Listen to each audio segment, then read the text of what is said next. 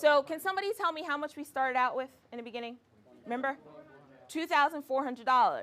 Now, how many of you think $2,400 I could live off of, but you know, I got to be conscious of my spending, right? You could live off of it. Every penny counts, right? Okay. So we're gonna keep talking about this a little bit. Let's give a hand for our volunteers up here.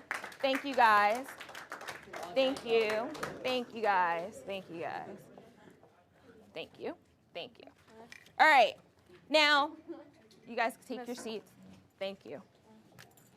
Now, the reason we did this exercise, I want you guys to take one and pass them down. Pass them back for me. The reason we did this exercise is not that I want you guys to focus on the fact of the dollars, okay? It's not that I want you guys to focus on the fact of the money.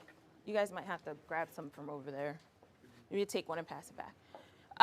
It's the fact that I want you guys to start thinking about, when we talked about what was important to you in your goals, okay?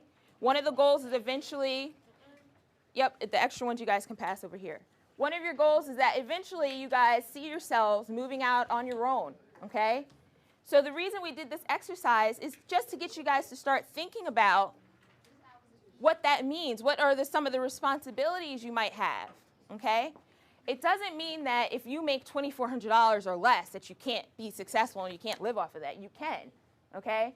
It's just for you to start thinking, okay, if my goal is to become a physician, or if my goal is to go in the Air Force, okay?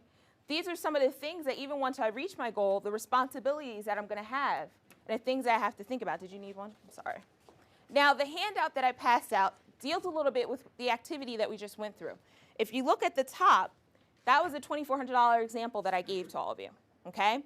Now, the one thing that we didn't talk about is if I give you $2,400, does that mean you actually take home $2,400? No, why not? Taxes. Somebody said that, taxes, okay? So that's, if you look at the center of the handout, that's what deals with the taxes and kind of shows you the breakdown. Now, what's really cool about this handout is that at the bottom, there's actually some examples of professions and occupations. And it gives you what the education level is that you need to be successful in that profession. And it also breaks out the monthly salary and the annual salary. Sorry. Okay? Now, does anybody have any questions about what we covered so far? Any questions? Okay. We're going to continue with our fun. Now, we talked about what was important to you, what your goals are. We talked about how much it costs to live, okay? Now, talking about all those different things, how many of you think what you're doing right now today, coming to Kenwood High School, is important and is going to affect your future? Raise your hands nice and high. So a good amount of you think that. Now, what if I stood up here and told you that, you know, when you set foot into Kenwood High School your freshman year, there's somebody keeping track of everything that you do. You said a stalker. Keeping track of everything that you do. Would you guys believe me? No, you wouldn't believe me? Yeah. Some would. What if I said they're actually documenting it? They are. Okay, so, it's cameramen. So for those that said that they're documenting it, what do you think that's called? There's actually a piece of paper. Permanent record. Okay, that is one name for it. There's actually a formal name that starts with a T. Transcript, exactly. How many of you guys have heard of a transcript? Okay. How many of you guys have seen what a transcript looks like? Some of you. Can you guys tell me what are some of the things that you find on a transcript or you see on a transcript? Your name. What else? Grades. Birthday. Anybody else? Social Security number. Okay. The days you were absent. That is very true. Okay. Now, what I'm doing now is I'm going to pass out 2 examples of a transcript. So everyone should have 2 transcripts, okay? So when you get them, you have to make sure you have a transcript for Pat and a transcript for Kelly, okay? All right, now that everybody has both of these transcripts, can you guys tell me what you guys see? Whether you completed your classes, Okay? What else do you guys see? When you pass your grades. Pass your grades, okay? With subject. Now, what are the differences that you see between Pat and Kelly? Kelly's really bombing in school. She's bombing in school, okay. What else? What are some differences? They have 1.5, I guess, total credits. Total credits? Okay, who does? Pat has 27.5 and Kelly has 26. Okay, so Pat has more credits than Kelly. What else? Back in the back? Pat goes to school more often. She goes to school more often because there's attendance on it, right? Yeah. What about the types of classes?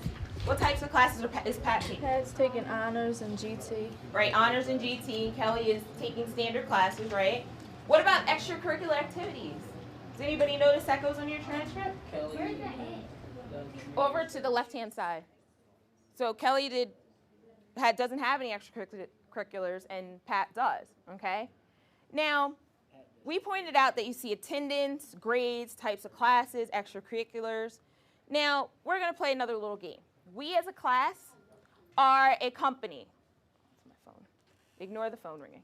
We are a company, an organization, okay? And we have to decide, we received an application from both Pat and Kelly, and along with that was their requested transcript, okay? Now, all we have in front of us is these two transcripts and an application. We have to decide who we want to bring in to interview. Not necessarily hire, but just to interview. Who, as a class, do you want to interview? I'm going to ask you to raise your hands. Who wants to interview Pat? Okay. Who wants to interview Kelly? You got a couple. Okay, okay. Now, for those of you that want to interview Kelly, can you tell me why you chose Kelly? I want to see why she's doing so bad. You want to see why she's doing so bad. Okay. Anybody else? There's a couple other hands raised. Well, it depends on like to where it is on her head. It looks like she's good in telemedia design. So if like I wouldn't try to hire her doing something with telemedia design, I would look at her because she got good grades in that. okay. Now, what about those that said they want to interview Pat? Why did you choose Pat? Because it has a more percent Wrong. Sorry. of their total Activities? credits. Credits? Because Yeah. she have more credits? Okay. Yeah, and how many days that Pat missed? Okay. So how many Because days Kelly she missed? more than Pat. Okay. The GPA is like really good. The GPA is really good. Okay, so it sounds like the people that wanted to interview Pat, it's just she made a better impression off of her transcript, right? Is that a safe assumption? Yeah. Right? We thought she made a better impression. Now, we are going to interview Pat. We based our decision off of a piece of paper. How many of you guys think that's fair? Raise your hands if you think it's fair that we just made a decision off a piece of paper. So a couple of you. How many of you think that it's not fair? Okay, a good amount of you. Well, my personal opinion, I don't necessarily think it's fair, but have you always heard somebody say, you know, life isn't always fair? I'm sure you guys have heard people say that. Probably your parents have probably said that life isn't always fair. Well, it's true. The reality is that when you guys go out into the real world, when you're applying to colleges and universities, when you're applying for jobs, they're making decisions based off of the piece of paper. This piece of paper of Pat and Kelly creates a picture of these two individuals, okay? So employers, colleges, and universities are saying, okay, here's the picture that I have. Now let me decide whether this is the type of person I want into my school or my organization. It may not be fair, but that's the first step in, okay?